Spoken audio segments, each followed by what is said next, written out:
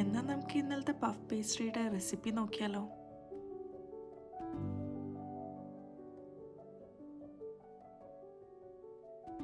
ഒരു പാനിലേക്ക് ബട്ടർ ഇട്ട് ചൂടാവുമ്പോൾ അതിലേക്ക് ചോപ്പ് ചെയ്ത് വെച്ച ഗാർലിക്കും അനിയനും ഇട്ടിട്ട് നല്ലോണം സോട്ടേ ചെയ്യണം.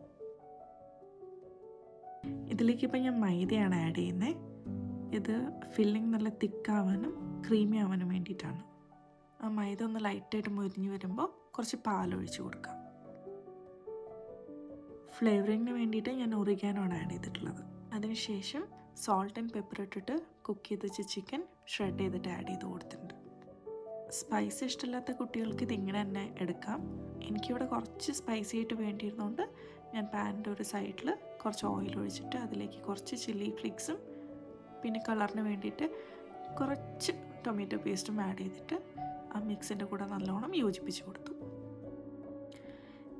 ഇനി പഫ് പേസ്ട്രി ഷീറ്റ് എടുത്തിട്ട് എനിക്ക് പറ്റുന്ന പോലെ ഞാൻ സ്ക്വയറായിട്ട് കട്ട് ചെയ്തിട്ടുണ്ട് കേട്ടോ. അതിലോരോന്നിൽക്കും ഫില്ലിംഗ് വെച്ച് കൊടുക്കാം. എന്നിട്ട് അത് ഫോൾഡ് ചെയ്തിട്ട് എല്ലാ എഡ്ജസും സീൽ ചെയ്ത് കൊടുക്കണം. അതിപ്പോൾ ആർക്കും അറിയാത്തെ അല്ലേ?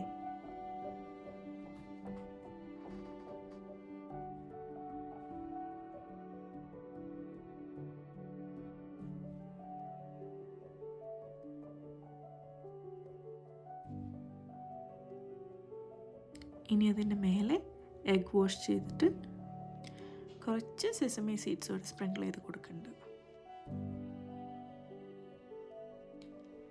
ഇനി ഇത് 180 ഡിഗ്രിയിൽ പ്രീ ഹീറ്റ് ചെയ്ത ഓവനിൽ ബേക്ക് ചെയ്യാൻ വെക്കണം. എനിക്കിവിടെ ഒരു 15 മിനിറ്റ്സാണ് ആകെ എടുത്തിട്ടുള്ളൂ.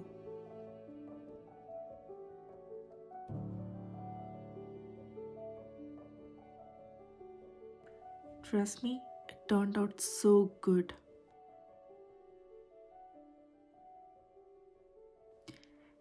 എന്നാൽ പിന്നെ കഴിക്കല്ലേ? അപ്പോൾ ശരി.